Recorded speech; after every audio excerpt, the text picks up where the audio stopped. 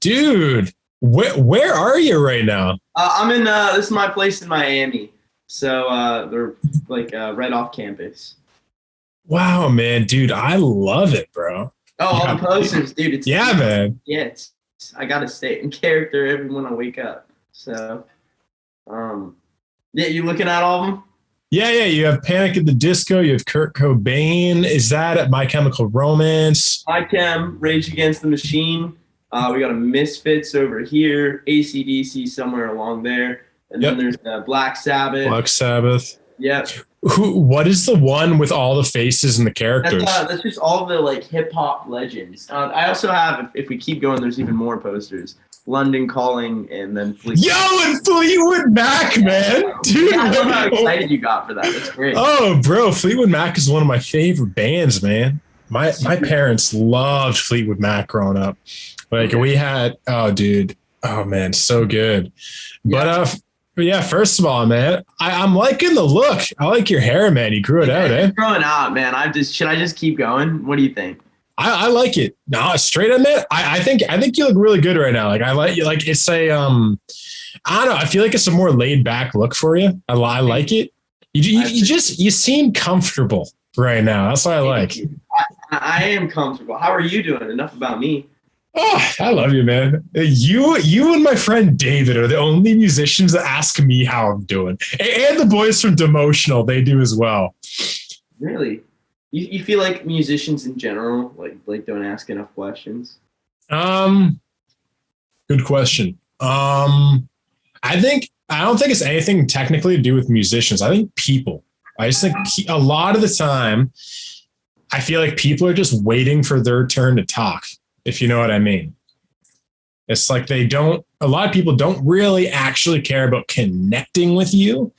They want to they have a reason, an agenda to be in the conversation. And a lot of it is literally just to flaunt their own ego because a lot of people are insecure. I'd say 95% of people on this planet are extremely insecure, like not in this like willy-nilly way, but I feel like there's just like a core insecurity most people have, and that they spend their entire life, every conversation, every relationship, proving to everybody they're talking to that they're enough and that they deserve love, at the very core of it. You know what I mean? I agree. I think to add on to that, it's more like people are selfish.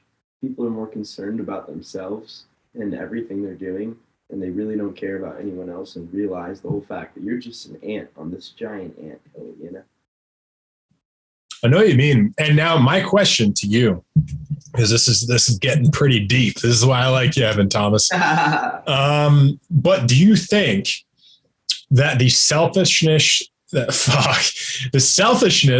comes before or after the insecurity? I would argue they're two separate things. I think people are super complex. I think in general, everyone's concerned about themselves. And I think that it's hard to be secure and confident, and especially in a society where everywhere on social media, you're getting like unrealistic like body images, right? Unrealistic expectations everywhere set by social media, movies, stars, and such. So, yeah, I think there's that going on, which contributes to insecurity. And then I think humans, just as in general, and I think animals are concerned about their own well-being, as they should be, over everything else, rather than thinking about the whole picture of everything. Maslow's hierarchy of needs, right? No, talk to me about that. Tell me more about it. So essentially it's like a very kind of basic thing. Like, there's this triangle, a pyramid, and at the bottom you have your base level needs, your food, shelter, reproduction, all that kind of stuff, right? And then, so the next one, I don't remember the exact one. But essentially as it goes up, you get more and more into levels of individual psychology. And then as you get to the top, you actually reach almost pseudo enlightenment spiritual concepts. So essentially the idea is you can't work on your spiritual self. You can't work on your heart. You can't work on the real depths of you until you have enough food, you have enough water, you have enough shelter, and you feel kind of comfortable. I think the second stage might be something to do with actually self-identity, might be something to do with like the ego. And it's like, so it's like the first layer is like, okay, you got to survive. And that's the animal part of us. Like the animal part of us is like, you got to survive. Right. The next part is maybe a bit more ego, individualization, trauma, that kind of thing. And then once you deal with that, then you can get more into kind of like spiritual enlightenment, which I consider a spirituality a verb, not a noun. I don't think you get to be enlightened. I think that enlightenment is a process of essentially choosing, in some sense, every moment to be aware of what is and your reactions to things. Like when I was younger, if I got in a fight with my sister or my brother or a girlfriend or my parents, I could be very easily triggered. And the person that they were talking to, Anton, was not actually Anton. It was my animal side. It was my traumatized side. Because essentially when you trigger somebody and they get actually triggered, and triggered literally as like a verb or a noun. It's like you're triggering all, like in some sense, I feel like all human beings have like multiple personality disorder. And you have like your young self, you have like this self. And then let's say like you were sexually molested or something or abused as a child, right? Yeah. I feel there's literally a part of your personality that becomes quarantined and shut off in the other corner of your brain. And that on the outside and in a lot of part of your personality, you move forth, you move on, right? You become conscious and you're like, okay, I'm cool. I can live in the world. I can have relationships. I can have a corporation. I can do whatever I need to do to live in the world. Now, sometimes by a spouse or by a parent, you get triggered and they trigger that part of you, that latent part of you that was very traumatized. Now, the person that lashes out on behalf of yourself is not really you, because that part of you is deeply unconscious. Because I'm not the one who's choosing to yell at you or to just freak out. You're like, and then you might say, whoa, who am I talking to? This doesn't feel like Anton. Because in some sense, it's not Anton, and in some sense, it is Anton. It's just another part of me that literally, it's like my nervous system took a snapshot of like a time of my life, and then like almost that becomes like a personality, like a floating personality in your subconscious. Is one way to look at it, because you can look at it in various different ways. But so in some sense, I feel like we're like multiple people all the time. You know what I mean? I think I could agree. I've never really thought about it like that, and thought about like a personality coming out of you depending on like the trauma or whatever creates that reaction. Never really thought about it like that, but I could agree. I could see that because I'm sure I don't know if you personally ever have, or you've had a friend or family member where they just break, where like one day someone just like, they just do things that are unexplainable, like you said, out of character, and weird stuff, man. Because I've known some people who just one day they just broke, and it was like, who are like for that moment, who are you? And you're acting in such a scary way, you know. I can see that side of myself, man. I've broken. I've had breakdowns. Really, what happened? I've had probably two kind of, I'll call them meltdowns this year. Most of my life, I've been extremely well composed and put together. That's kind of my winning formula. I'm the guy that people go to for help. That's just my archetype. I'm the teacher. I'm the wise person archetype, right? In some sense, that is something that is in me. In another sense, it's something I've cultivated artificially. because, you can call it a winning formula in the world. So every human being has a winning formula. Is essentially the way you have overcome really intense hurdles in your life. And because you've acted in such a way that you have won, that you overcame that hurdle. And then let's say that thing you've done, like, let's see, how can I describe it? It's like some people become very emotionally repressed. A lot of people actually do this. So they'll become stone cold. They become the businessman archetype. They become the CEO. They become the commander, the almost military person in some sense. And that's the winning formula, because people may think, oh man, that person doesn't have emotions. That person is so cold and stoic. And it's like, nah, all human beings have emotions. It's just the way we choose to be with our emotions. So some people, they just vent and they just flow, right? Other people completely repress. For half of my life, I repressed. So I become very cold and like non-emotional. And I never had really any meltdowns or breakdowns, because I was really good at projecting things outwards. I would blame other people. I would never take ownership over my feelings. I would never admit I was hurt. I would lash out in anger.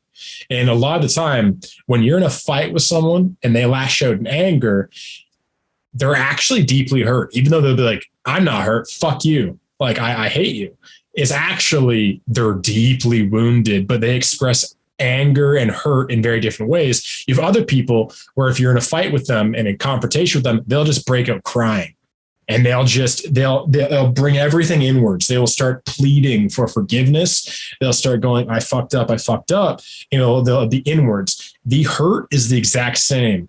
I have a hypothesis. I think perhaps the person that brings the hurt inwards is maybe actually emotionally more mature than the person that projects outwards, because the one that projects outwards can't deal with the ego death that it takes to admit that you're hurt and wounded and perhaps wrong. I think you're absolutely right. You know what that made me think about? I just remember hearing about, they say the things you like hate about other people are things that you have within yourself. Have you heard about that? Right, dude? Yeah. I was thinking that the other day. Like things that annoy you about other people are things that are like, what do you think? Do you think things that annoy you about other people are things that annoy you about yourself? Before I jump into this, keep elaborating. I feel like you're onto something. Okay. Well, I was thinking about it because there's like, there's some family members I was like analyzing, and I was like, man, there was just like, I used to really dislike them. And I was thinking about like why it was that, like, what irritated me so much about them. And I was thinking maybe it's like things about myself that irritate me, like that I'm like projecting. Maybe that's another form of projection. I was analyzing myself. I don't know. I was just thinking about that phrase in general. What do you think about that? I wanted to ask you. I think that the things we dislike about other people, I think, could be kind of two things. So on one hand, I think a big part of it could be the things you dislike about yourself. The other thing is because I've thought about this a lot. I'm like, okay, let's say I hate somebody because, what's an example of something that I really feel like I'm actually above, like I just don't have. I can't think of anything because I feel like I could see anything in myself right now. But there was one time where I found something I disliked about another human being that I literally didn't think I possessed. I just it just wasn't part of my personality. I'm like, well, do I throw away this rule then? Because for the most part, it's accurate. Right. Then I thought the other alternative is the things you hate about other people are the things that have hurt you deeply in the past. So it's one of those two things. It's either something in you that you don't like because society shuns it and you've had to quarantine it. Because Carl Jung talked a lot about this idea of the shadow, right? You hear this a lot. It's like, oh, you're acting out your shadow. You got to do shadow work. Your shadow is all of the parts of yourself that you have that the society deems inadequate and that you should not have. For example, sexuality, massive shadow. Any kinks you have, any sexual taboos you have, especially if you grew up 40 years ago and you're gay or polyamorous, if you wanted to have multiple partners. One of my best friends is actually in a polyamorous relationship. He dates multiple women at the same time, but he has a main partner that he loves and that he lives with. I know these people very well. I've known them for years. They're some of my best friends. They're wonderful people. Incredible. Okay. Both of them. I love both of them, the girl and the guy. Are you, when you're talking about like the shadow concept, are you saying like, and connecting this with the last conversation, because I was thinking about this the other day too. Do you think people who are homophobic might be like closeted themselves? Is that what you're getting at? Because I was thinking about it. I think a lot of the time, yes. I think the other part of the time would be, I think people that are homophobic are much of the time homophobic and repressed about the fact they're homophobic, or they have taken society's shame internally. So society's like, it's bad to be gay, and they're gay and they're like, I'm a fucking terrible person. And they just beat the shit out of themselves. And because they hate themselves so much, they hate other gay people too. And they become very homophobic. The other way to look at homophobia is if you're straight and society says gay people are bad, and then what you actually do is you don't have a strong sense of self, so you leverage that to make yourself feel better than other people. That usually stems from feelings of inadequacy. So essentially, your dad told you you're a piece of shit when you're growing up. You'll never amount to anything. You'll never find a lover. You won't be anything in life. So essentially, you have this hole in your heart, and you don't like yourself. You've taken your father's perspective of you as your perspective of yourself. Now, then society says gay people are bad. You're straight and you go, I'm a piece of shit, but I'm not as much of a piece of shit as those people. I'm going to jump on that because it lets me feel better than somebody, because really I feel terrible about myself. So they leverage that as a way to step above people. And you see that all the time. Human beings, we love to do this constantly. If you love Trump and other people love Biden and you feel like you're justified and Trump is better than Biden, you'll be like, I am a better person because my guy is better than your guy. Other people that are anti-Trump, they will literally define their value as a human being as I don't like Trump and I am better than anybody that likes Trump. So again, I don't like Trump. I don't dislike Trump. I'm kind of neutral with him. I think he's a guy that says stupid shit sometimes, but I don't think he's the Antichrist. So for me, I don't care. I don't think anyone's any less of a human being or more of a human being, depending on the perspective of Trump or anything. Right. But most people, essentially, they are on a team and they other anybody that's not on that team.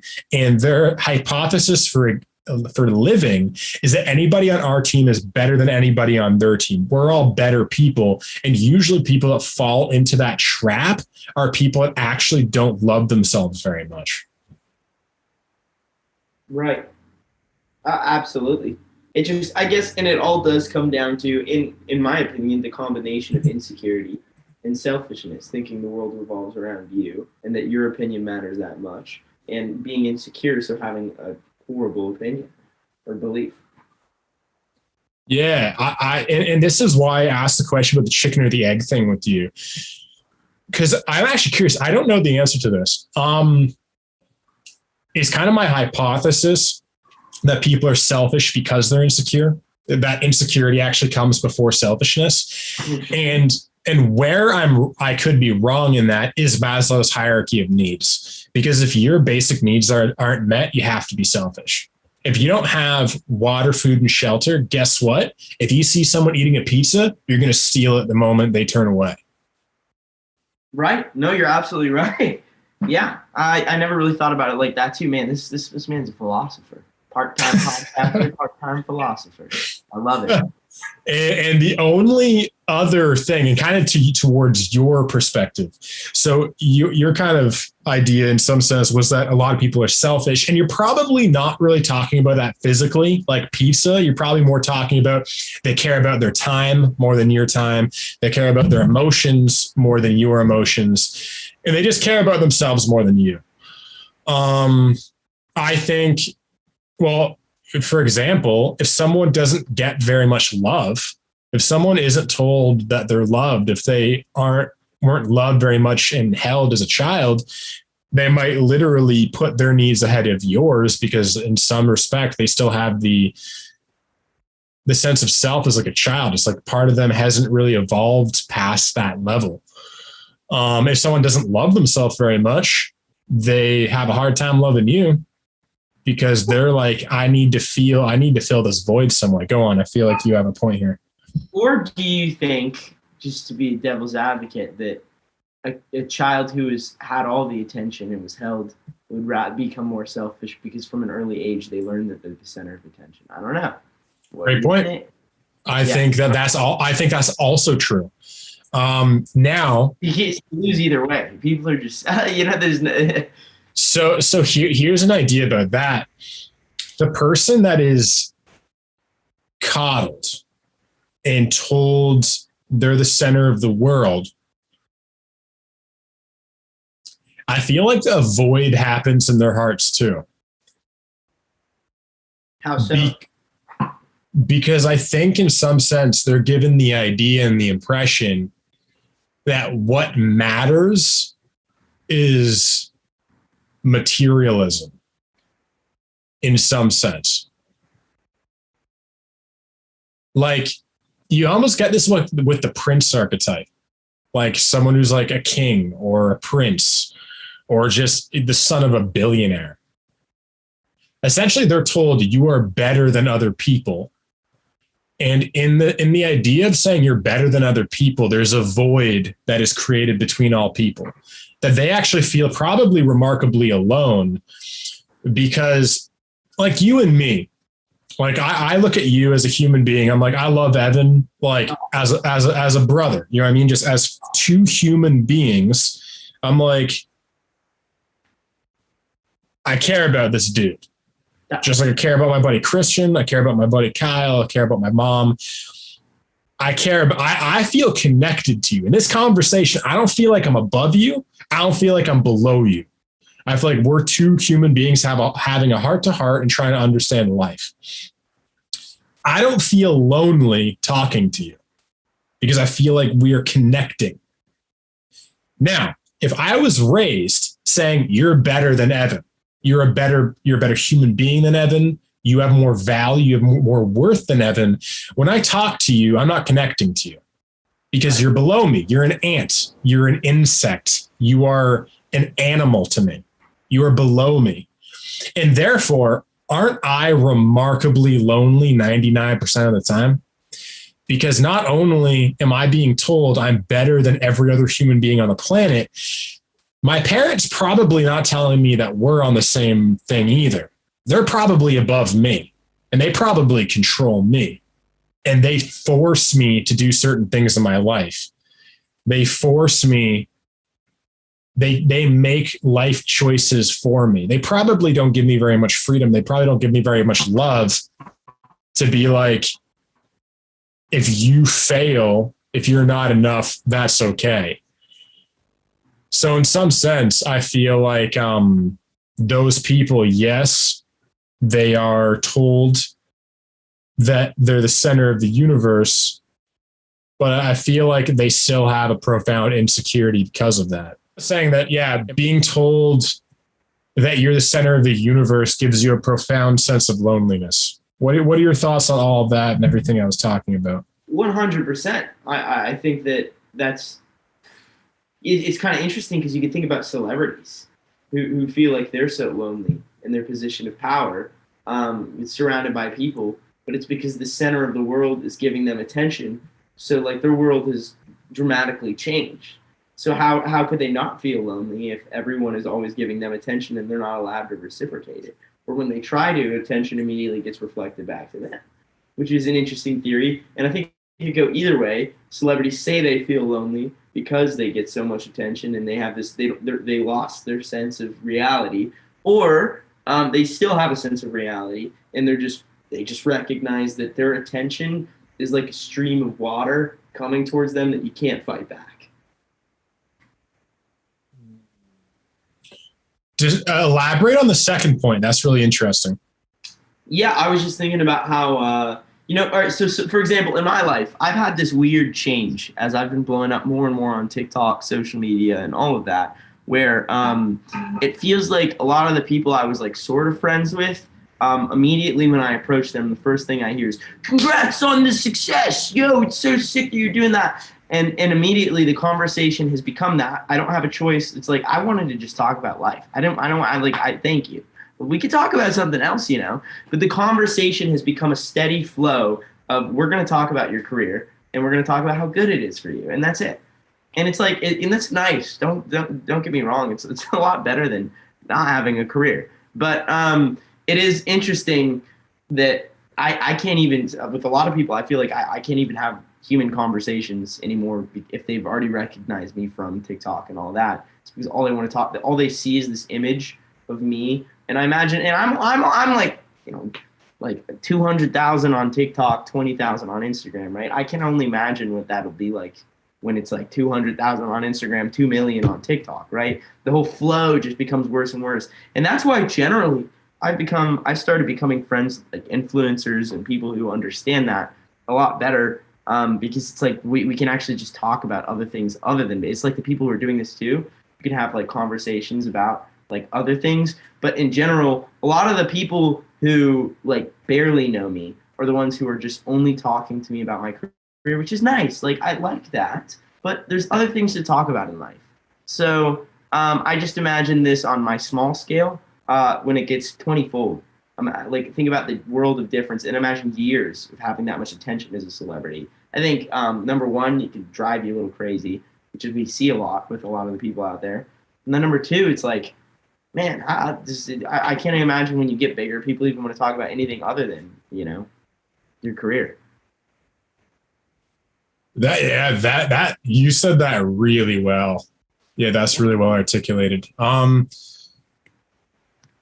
Yeah, I've noticed that too.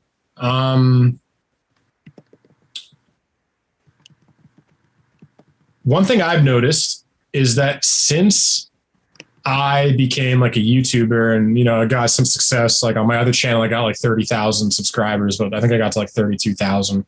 Then I restarted my channel. And I think I also noticed that people start treating you differently. And I don't think it has to be that way. I think that, I think most people, 95% of people are insecure. I think that most people don't have, because I think in some sense, the reason why people get weird is because they know they're not doing anything with their life in some sense. And they literally put you on a pedestal. Right. So Evan Thomas is no longer Evan Thomas, their friend. Evan Thomas is now the Evan Thomas who's a better human being than they are. So they don't feel comfortable having a conversation about life with you because it's like talking to a god about life. It's like they literally, it's not that you're unrelatable anymore. They literally in their mind make you unrelatable. It's why when it comes to me and having famous musicians on the podcast, I never want to talk to musicians like they're not human beings. It's like, it doesn't matter if I'm talking to, Tommy Vext or The Rock or whatever. I still just want to talk about life because I don't see, even if like somebody on a success level is 10 times, 20 times, 100 times, 1,000 times more successful than me, I don't think that makes them any more of a human being.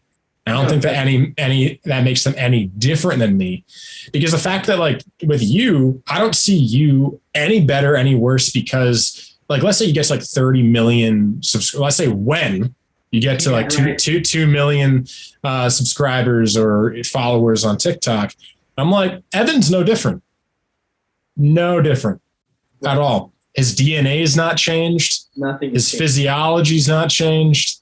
He just has a bit of different life experiences.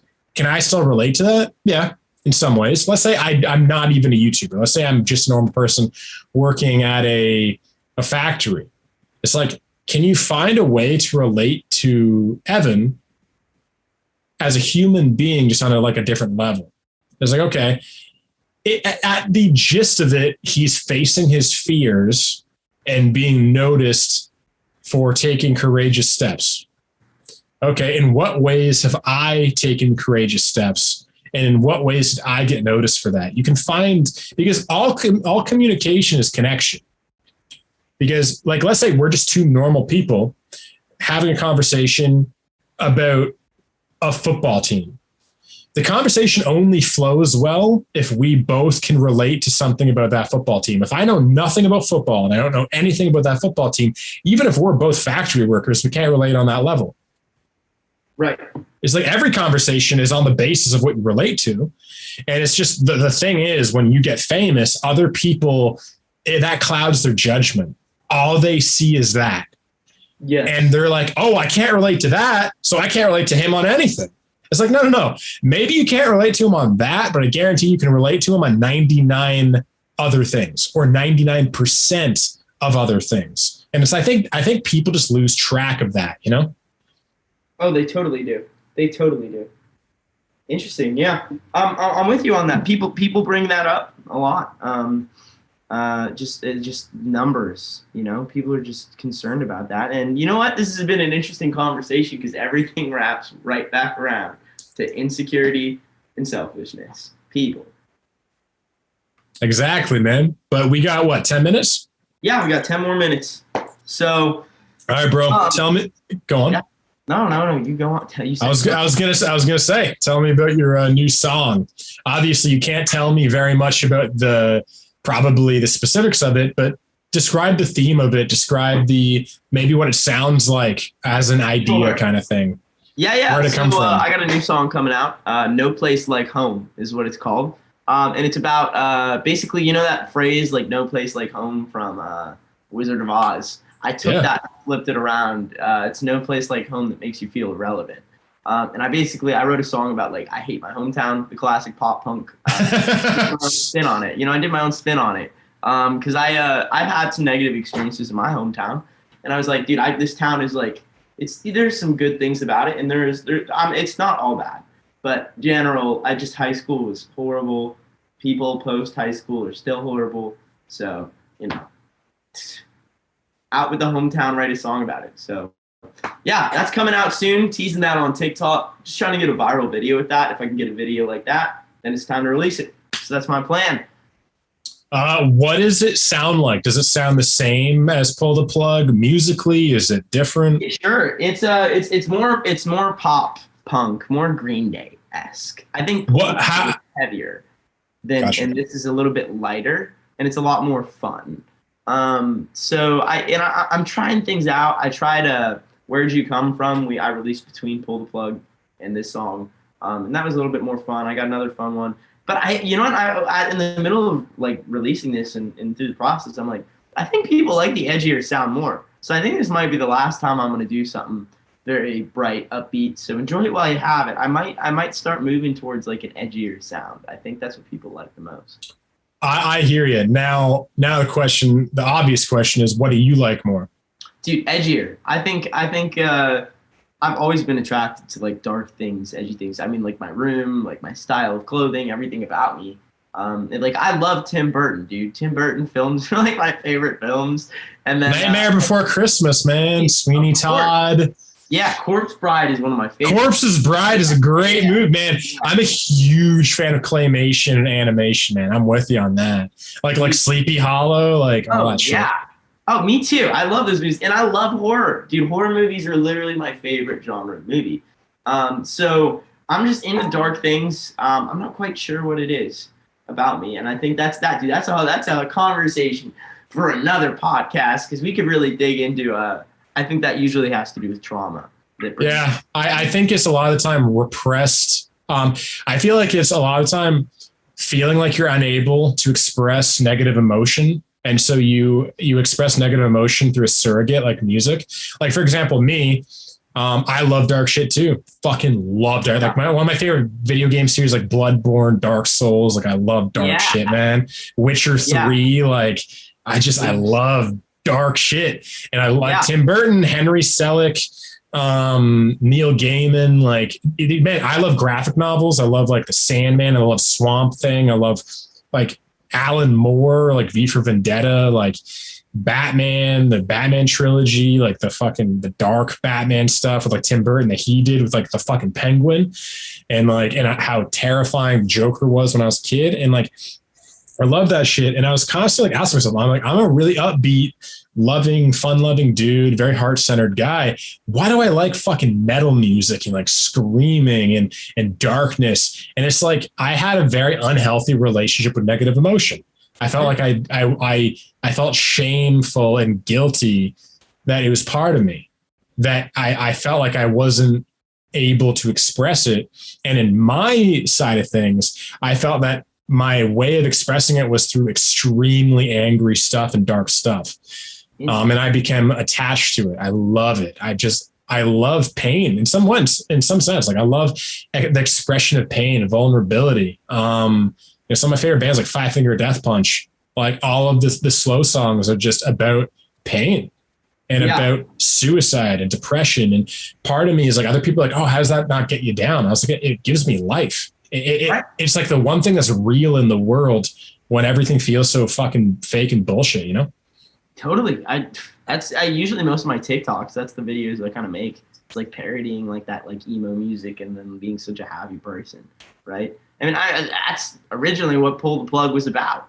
Like, it starts off, oh, hey, I'm just an average kid. Okay, I may have exaggerated, I'm half part sick, right? So, like, I get it. You could. I think you can look however you want, and you can have these same feelings. I don't think look has any, like, appearance has anything to do with it. Nothing. I was always the weird guy that wore Hollister shirts and listened to Parkway Drive. Let's go, man. Yeah. Like, I don't fit. Like, first of all, part of my thing is I just don't fit in. I don't see that in a bad way. I've always, if everyone walks left, I walk right. So even in metal, I'm a metalhead, but I don't look like it. Like it's even part of me is like, I won't even fit in to metal. I will be the opposite of that. And then I'll be the one that doesn't like pop. I like metal. And, in fairness, nowadays, I love fucking everything. I love Fleetwood Mac and I love fucking Kurt Cobain and shit like that, Slipknot. But yeah, I don't fit into that kind of thing. And quickly before we go, because you're off to class, I'm guessing, right? Yes. I love it. Yeah. How did you feel the reception went to Pull the Plug? And did you see my reaction to it? And what were your thoughts on that? I did, dude. I'm so glad you did a reaction video. So my first reaction was like, thank you. And then I thought I was sick that, dude, the thing I always appreciate about you is that when you were dissecting, you start talking about your own personal life and how you feel and like how this, like you got deep on it. And I appreciated that. I think it was a great reaction. It was just cool. It's like, wow, this is my homie and he's doing that. That's sick. So I really enjoyed the reaction. And I think you figured out the meaning. You started dissecting it. You knew what you were talking about. Reception was great. It basically kicked my career. It gave me a career in one way or another. Really? So it worked out exactly what you had hoped, roughly.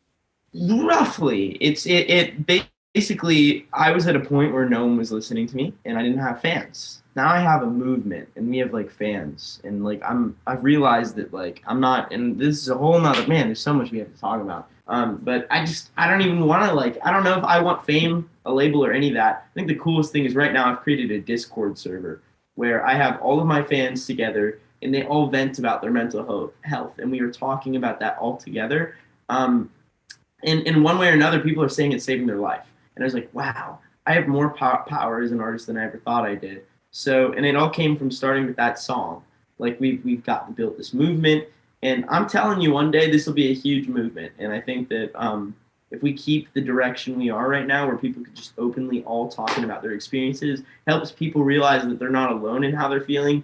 And then I think one day it'll save a lot more lives than it is already, you know? I do, man. And yeah, you'll definitely you'll make it if you believe you will.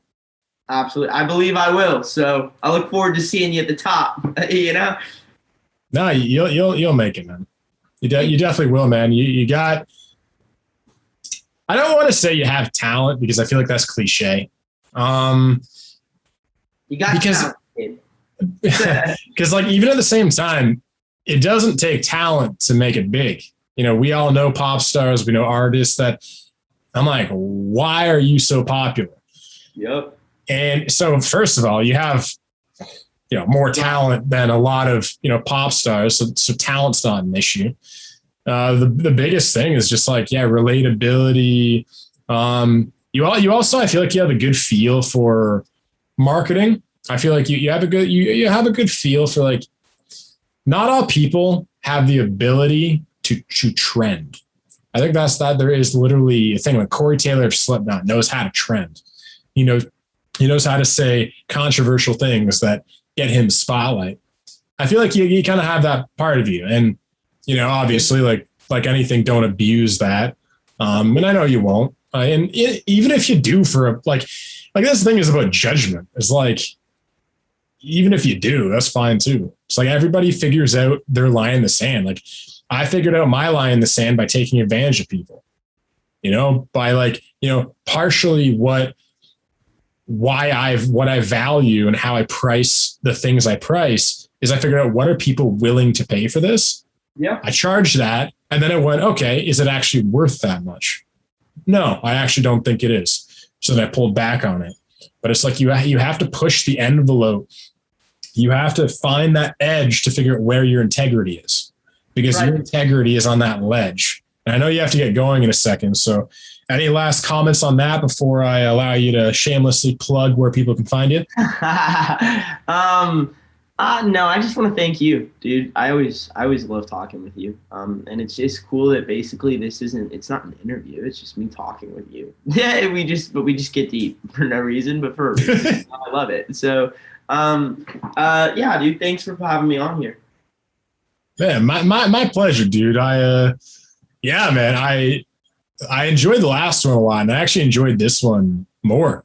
I agree. We're like 2 minutes in. Like, let's talk about why people and humanity is selfish. Like, well, yeah, I feel like there's something. I feel like I really like the way your brain works. I feel like also, I think if you ever chose, which you don't have to, but if you ever chose to do a podcast, I think you'd fucking crush it at podcasting. Thanks, man. I appreciate that. Thank you. I'm being dead serious. I'm like, you're a curious human being. In some respect, you kind of remind me like Joe Rogan in some sense. And yeah, I'll take it. Thanks, man. No, I'm serious. You'd crush it. You'd crush it. And yeah, just take that. And I know you do. You take compliments actually really well because you don't play it off. You don't go, oh, no. I'm like, you humbly, fully accept the compliment. You go, yeah, you are correct. No, I do believe that. No. Yeah, thanks, man. That drives me nuts when I give people a compliment and they don't take it. I just go, no, take it. Take a compliment and go somewhere else. Yeah. But anyway, man, I fucking love you. And where can people find you? Yeah, you look up TX2 anywhere and everywhere. Spotify, you can find my music. YouTube, TX2 Official. Instagram, TX2 Official. TikTok, TX2 Official. And that is where you can find me. Awesome. Well, Evan, thanks for coming on, brother. Thank you, man. Take care of yourself until we talk again. And to everyone watching, listening, hopefully you enjoyed this, and I'll see you on the next one. I love you. Peace.